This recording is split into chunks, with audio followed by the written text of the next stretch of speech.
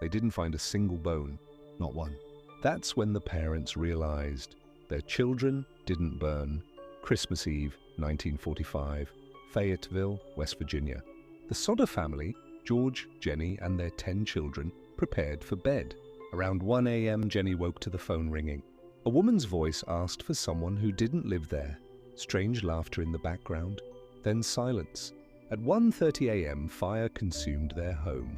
George and Jenny escaped with 4 children. 5 were still inside. Maurice, 14, Martha, 12, Louis, 9, Jenny, 8, and Betty, 5. George tried desperately to reach the upstairs bedrooms, but the stairs were already engulfed. He ran for his ladder, always kept against the house, but it was gone. He tried starting his trucks to drive them beneath the windows. Neither would start, though both worked perfectly the day before. Fire departments were called. The closest one, just 2.5 miles away, didn't arrive for 7 hours.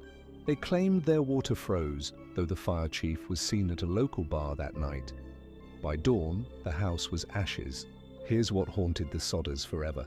No bones were found. No remains. Nothing. The fire chief said the heat incinerated everything, but house fires don't burn hot enough to completely destroy bone. George had been a coal miner. He knew fire. This wasn't possible. Then the sightings began. A woman claimed she saw the children at a restaurant 50 miles away with 4 Italian-looking adults. A motel owner said the children checked in with several adults a week after the fire. Someone spotted them in a car with Florida plates, looking scared, unable to speak. George had been outspoken against Mussolini, had refused to pay protection money to local Italian groups. Weeks before the fire, a life insurance salesman threatened him. Your house will go up in smoke and your children will be destroyed. The ladder was found in a ditch. Cut phone lines were discovered. A nearby driver saw a flaming object thrown onto the roof before the fire started.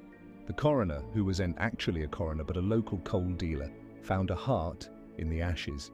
A pathologist later confirmed it was fresh beef liver, never exposed to fire. Years passed.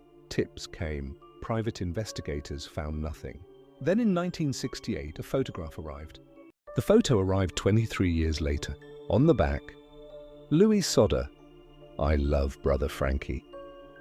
The boy they thought was dead was alive.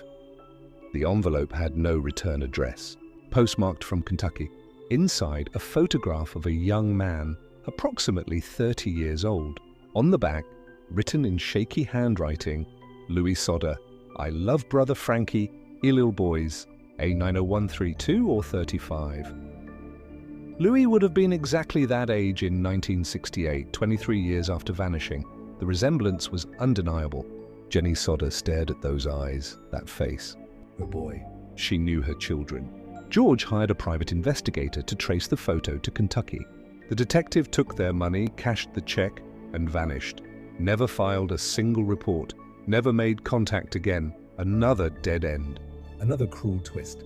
But the evidence kept mounting. A woman who lived near Charleston came forward. She'd served the 5 Sodder children breakfast at her diner the morning after the fire. They were with 2 women and 2 men who wouldn't let them speak. When she tried talking to the children, the adults rushed them out. She'd been too afraid to report it. A bus driver reported seeing the children on Christmas Day, heading south, silent and pale, accompanied by strangers. A private investigator found that several families in the area had been threatened that same month. Italian families who refused to cooperate with local crime rings. 3 of those families also experienced mysterious fires. George and Jenny spent the rest of their lives searching.